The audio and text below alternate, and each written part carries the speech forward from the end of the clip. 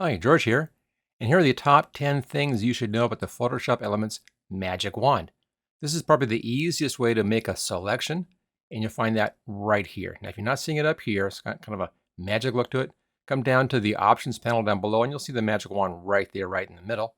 And it should be sitting on New as the default. Tolerance is normally at 35 when you just start. Everything else here is the same. And before we get into my top 10 Photoshop Elements Magic Wand, make sure you take a look at my complete training for Photoshop Elements. I just came out with a new version. You'll find a link for that right down there in the description. So to use this, real easy. You just come in here, find something that you want to select, click on that. It then makes a selection. Notice how it's not selecting everything in here that's blue. That's because it's choosing by not just color, but also value. This area down here is darker, so it's going to be choosing that. Now you can add to a selection by clicking on the Add button right here. Just click in there. There we go. You can subtract by clicking on the Subtract button right here. Take that back out again, just like that. And here's a real good tip, and that's that if you hold the Shift key down, it temporarily switches over to the plus sign. So Shift key, and I can then add that in. There we go, just like that. Or hold the Alt key down, and it switches to the Subtract. So I can now subtract that back out again with the Alt key. So using the regular click, plus the Shift for adding and the Alt for subtracting, and you can make very fast selections with the Magic Wand. Right over here, just to the right of the section that has the part that you're selecting is the tolerance in here. And again, the default is at 35. And what this does is it controls how much of a match the Magic Wand does on areas surrounding what you've clicked. So if I click right here, it selects this and other areas that are similar. So it's a bit darker over here, but it selected that as well. It's a bit lighter up in here. It got that as well. That's because that was the tolerance. Now, the higher the tolerance, the more it's going to select. Let me just deselect, Control D to deselect. Let's make this twice as big. I'll set this up at 70, and I'll click in here, and it gets a lot more, as you can see. But notice it also has grabbed some of the background area as well. So 70 is too high. It's getting outside of the color range. So using the tolerance, you need to find that right balance. I'll normally start with the default setting, which is 35, and just click in someplace kind of in a mid-tone. And that normally is pretty good. And then I'll use the Add and Subtract options or the Shift and Alt keys to come in and bring in the rest of what I need. Now, sometimes making a little adjustment down here will make this an easier project. So I'll do Control D, deselect. Let's just bring it up to 50, just a little bit higher, and click into here. And that's better. We have a better selection, and it didn't grab anything outside. And that's really what you want. You want to be able to make your main selection very quickly and then come in and then just add in a little bit more to it using the Add option. Again, Shift key and click in and just add in. And that's pretty close right here. There we go. So we're almost there. Sometimes you may want to zoom in a little bit here. Grab the Zoom tool. And if we zoom in, it's much easier to grab those little spots, real dark shadows in there. Back to the Magic Wand. Now make sure you switch over to the Add option right here and add that in. If you don't do that, it's going to just deselect everything. And just work through and add in the rest of those little spots that you are missing. There we go. Now check this side. Hold the space bar down. You can then pull your image over. And I'll add in those. And I think we're just about there. A couple little spots, I think, right here and there. That looks good. Check the rest of our outline. Okay, let's go ahead and zoom back out to fit screen. Control 0 is that. Just zoom out to fit screen. And there we go. Nice, clean selection. Very quickly using the Magic Wand. Right down here, there's a section that says contiguous. I'll checkbox for contiguous. What this means is touching. If it's checked, it's only going to make selections of things that are touching. If it's unchecked, it will select anything that matches what you first clicked on. I can easily show that up here by just choosing a different picture. Here we go, a little white rabbit from Alice in Wonderland.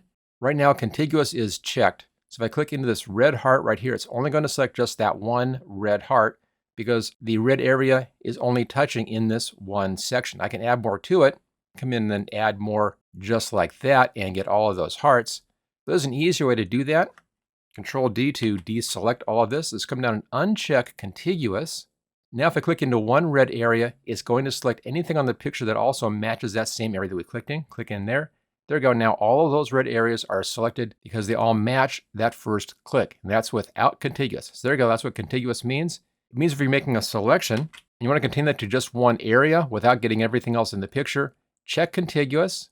There we go. Or if you want to grab everything that matches that, then uncheck contiguous, and that'll grab everything that matches that. So pretty easy to do. Really not that useful in something like this because it's very easy to grab all that anyway, but very useful if you're doing it on a photograph where you have areas that might be matching in color. Let's say somebody's shirt and then something else in the background or off to the side that's the same color. Having contiguous checked can make it much easier to select just that shirt. Right down below contiguous, we have anti-aliasing. And what this does is it tries to smooth out a selection along the edges of the selection. Now, how it does that is by expanding the selection just a little bit and giving a smoother edge.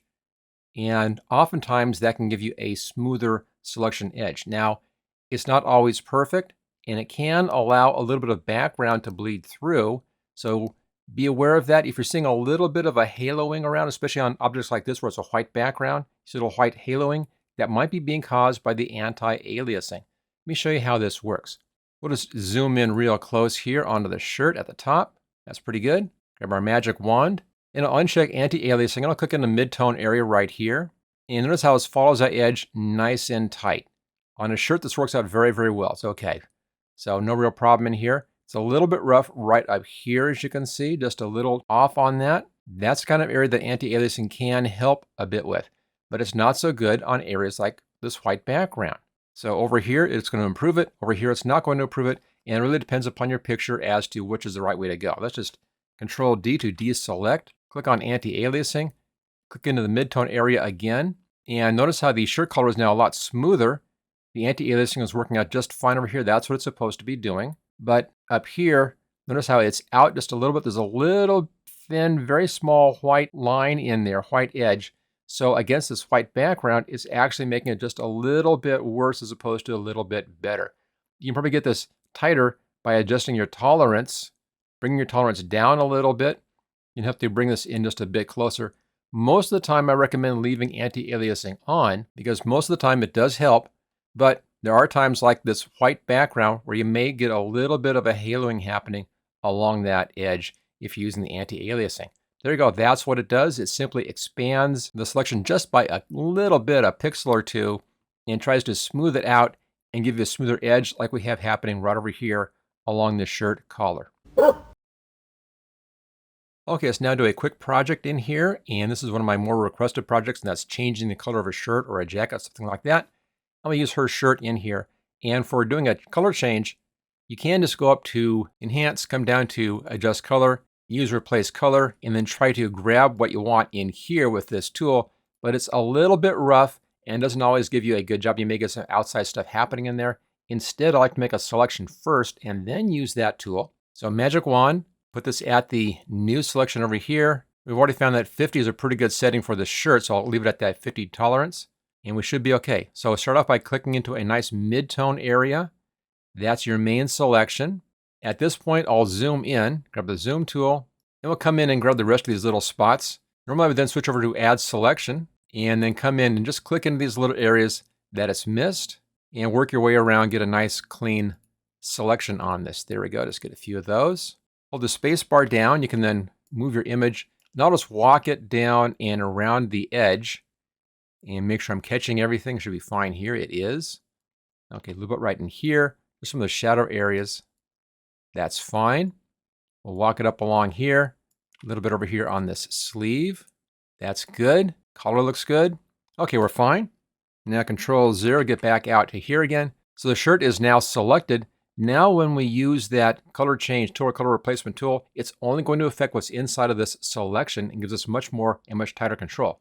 So we'll see how that works. Enhance, come down to Adjust Color. We want to replace color. We're placing it in here. Click into that, put the fuzziness clear to the top. So we're looking for this color and any variations around that color. And because I have my selection, nothing on the outside is going to be included in that color change. We can now adjust the hue. You see real nice, clean adjustment on that color. There we go. Brighter is more saturation, just like that. There it is. And of course, lightness in here or darkness, you can control that setting as well. Now, one thing I didn't mention here, let me just back out just for 1 second. Whenever I do something like this, which is actually called a destructive edit, I always work on a copy instead of my main layer. So let's right click where it says background, duplicate layer, choose OK. I'm now on my duplicate up here and back up to enhance, color, replace color, click into there. There we go, we're fine. Fuzziness at 200. I can now shift the hue around, give her kind of a nice magenta shirt in here. There we go, choose OK. Control D to deselect. I'm gonna have a real nice clean color change for the shirt. There we go, there it is before and there is after. Real easy as long as you begin with a selection. One of the things I frequently do when I'm working on thumbnails is to remove the background from an image, from a subject. And it's real easy if you have a white background. So removing a white background, it's a cinch using the magic wand. It also allows you to change that background to something else fairly easy. Again, I'm just going to make a duplicate of this background over here, right click, duplicate layer, choose OK. There we go, I'll hide the original. And now I'll click into the background. This is all one color, all white. And I don't see anything going outside of that, but of course her teeth are white and her eyes are white as well. So I want to have contiguous checked, and that is, set this back to new, and then click into the white area. And notice that our tolerance is too high. I'm getting some light spots in here, so let's Control D to deselect. Let's bring our tolerance down to 35. Try that again. Check our areas here. It's a little bit right down here. Control D. Come down just a little bit lower. Let's come down to 25. That should be fine. Again, click into the white, and that looks nice and clean. Nice clean selection in here. There we go. Now I have my selection on the background, not necessarily what I want. I want to have the subject selected. So let's go up here to select, come down to inverse, and now the subject is selected and not the background. Let me just show you that real fast here. Let's go ahead and I'll invert that again. Inverse, and let's grab a red color in here, and my paintbrush, make it a bit larger. So here's just our first selection, and notice how that part of it is selected. Control Z to back out of that. Let's now invert our selection, select, inverse, and now if I paint, it's inside of that selection. Control Z to back out of that. So make your selection for your outside area, go up to select and inverse, and that then gives you the selection for your inside area. Then all you have to do is go up here, hit the Add Layer Mask button, and that effectively removes the background. I can then place any new background I want to in behind her. Just come down here to our background layer. I'm going to make another duplicate of this layer just in case. Duplicate this layer. There we go. I'll save that one.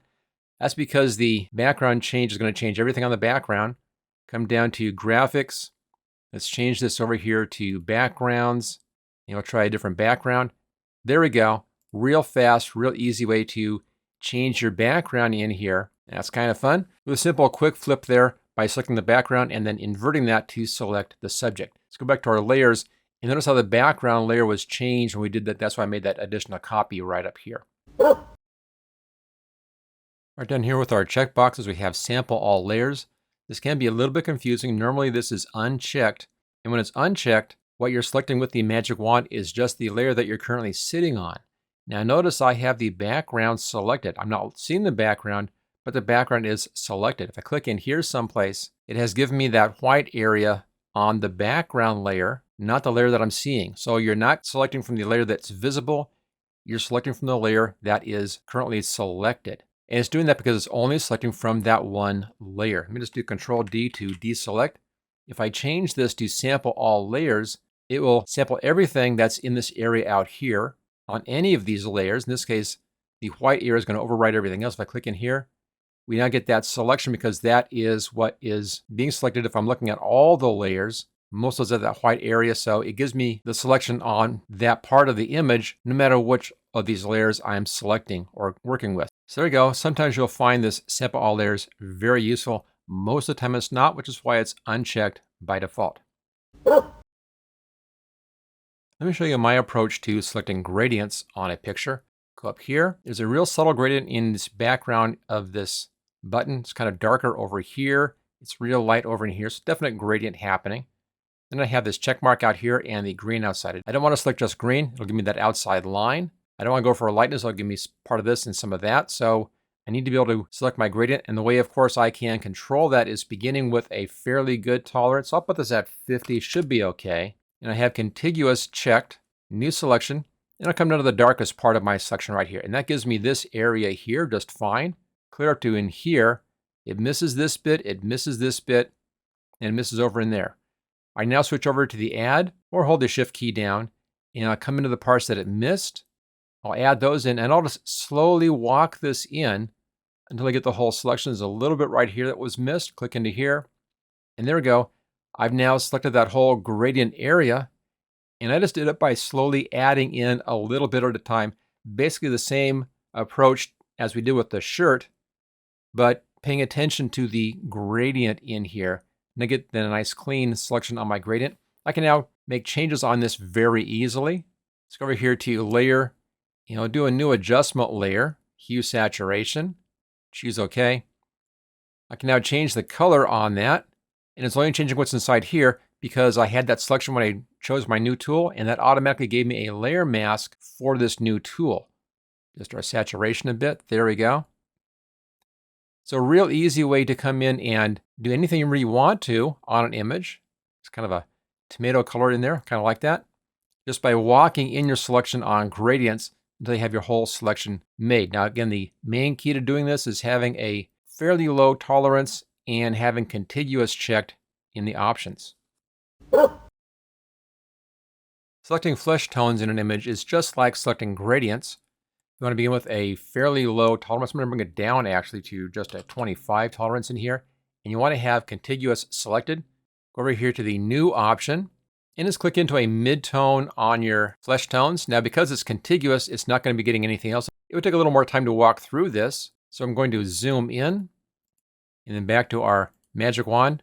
This time I'll hold the shift key down to give me that plus option and then just work around and grab all of those areas in here, just like that. Every little spot that you missed. Spacebar down to move. And we'll try to grab the rest of this. Now I have it a fairly low setting because I don't want it bleeding off into anything else, especially that orange shirt. Whenever you have colors that are very close to flesh tone colors like this orange shirt, you need to be more careful when you're making this kind of flesh tone selection. Again, I'm using the shift key in here to give me that add button that allows me then to switch over to subtract real fast and get out of this again if I need to. Looking pretty good up here. Can now come in and do the face. This time I'll switch over just to the add button. Same thing. Just work around. Basically any kind of photograph like this really is just a collection of gradients. And spacebar to move the image. And just work your way around to grab the whole of your picture. Now sometimes something's going to bleed in your background like this bled into the background right back here. I'll use Control Z to undo that. And we'll talk about how to fix this kind of problem in the next section. But I'll finish getting what I can right now. Now some of these areas I want to have flesh tone color, some of them I don't. For instance, I don't want to have the lips changed if I'm changing my flesh colors in here. But I do want to have the nostrils, and of course any of our shadow areas in there. And up and around the eyelids. A little tricky on some of these, again, because they're very small areas. It may take a little bit of work to get everything properly selected using this technique. And just work your way around. Okay, we'll clean that up in the next segment.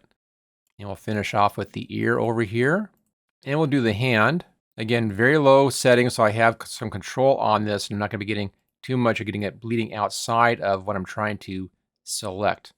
So there's a basic approach. Just consider this as being a selection of little gradients and work your way around to grab all those spots. Okay, we have a lot of these little areas like in here. Let's talk about those now. One of the nice tricks here with Photoshop Elements is that you're not limited to just the one selection tool. So far, we've only used the magic wand on this, but there are some problems that the magic wand really won't help us with. For instance, the upper lip in here and the lower lip, they're a bit off, but it's too close here to make a magic wand selection. So I'm just going to switch tools, go to the lasso tool, and I want to remove this from my selection. So I'll click on remove here or subtract. And now let's just do a freehand drawing right around the upper lip here. And the part that we don't want, bring it back around. That cleans that up. Let's do the same thing down here for the lower lip. The part I want to remove from my selection. And up on this side over here, and then back around to the beginning again. Takes that out. There's a section over here I want to add back in, and in the ear, some sections to add back in. So I'll switch over here to add, or of course just use the shift key. And let's just now carefully add this in. Around back to the beginning. There we go. Same thing in here in the ear. I can come around and get all this stuff in one shot, I think, pretty easily. There we go, it looks good. And around the eyes, of course, on the eyelids, a few little creases in here I want to have in my selection, like that. A little bit right over here, other side. And there's some hair I don't want to have. We'll go back to subtract, and let's just grab this bit up in here. Take it out of our selection. That's looking good. And a little adjustment right there. On the hand, same thing. I want to add these spots into my selection. Go over here to add. And do a little quick loop right around those spots that were missed by the magic wand. So it's great to know that you can use different tools on the same selection. And then just work back and forth to get what you need done.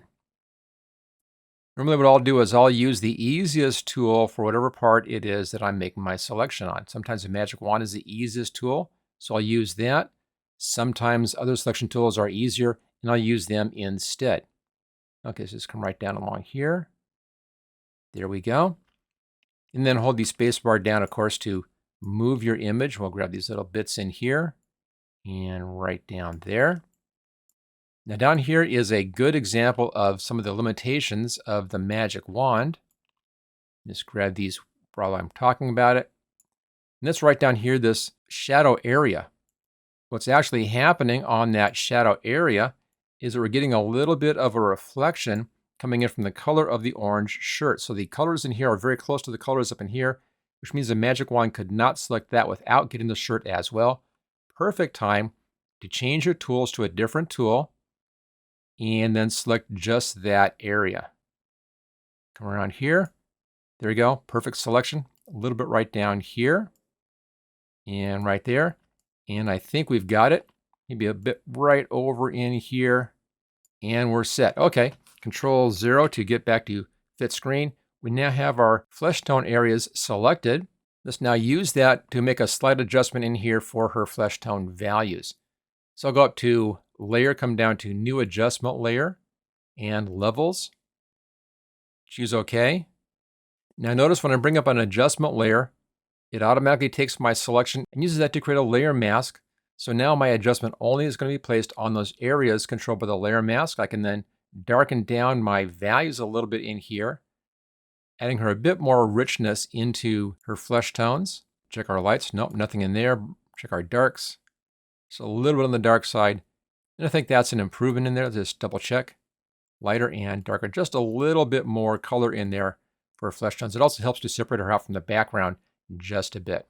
And if you like this video, hit that like button, click on share, click on subscribe.